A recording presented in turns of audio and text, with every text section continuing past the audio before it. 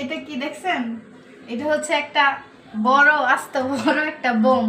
একটা পরিবার ধ্বংসের জন্য এই যে এই একটা জিনিসই দায়ী। এখন ভাবতেছেন যে ঢাকা শহর থাকেন, কি দিয়ে রান্না করবেন? এই যে আপনাদের পাশে অসংখ্য ব্যবস্থা আছে ভাত রান্নার জন্য, তরকারি রান্নার জন্য, আর এটা তো আছে, এটা দিয়ে সব কিছুই রান্না করা যায়। এখন অনেকেই ভাববেন যে এগুলোর মধ্যে অনেক খরচ, আসলে এগুলোর মধ্যে খরচ আরও অনেক কম। এই সিলিন্ডারের থেকে খরচ অনেক কম। এই যে দেখতেছেন তরকারি রান্না করতেছি, এই যে তুলে দেখাই সুন্দর কিন্তু হইতাছে। আর পাওয়ার কিন্তু আমি মিডিয়ামে দিয়ে রাখছি, হাইয়ে দিলে আরও বেশি তাড়াতাড়ি হইব। খুব সুন্দরভাবে যেমনি ইচ্ছে ওইভাবেই আমি রান্না করতেছি, একদম পাওয়ার কমানোও যায় বাড়ানোও যায়, গ্যাসের চুলার মতোই।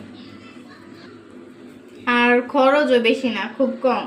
একটা বোমের ভিতরে মাল মেডিসিন ভরতে মাসে 1500-1600 টাকা লাগে।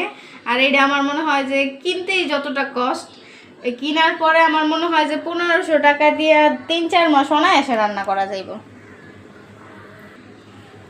সারাদিন রোজা থাকার পরে তো প্রত্যেক দিনই ইফতারিতে মুড়ি টুড়ি খাওয়া যায় না, সেজন্য আজকে ভাবলাম যে একটু আনকমন কিছু রান্না করে।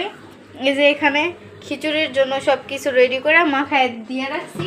একটা রান্না শেষ, এখন আরেকটা দিলেই ওইটাও রান্না শেষ হয়ে যাব। রান্না শেষ হলে আপনা আপনি হয়ে থাকবো, কোনো টেনশন নাই।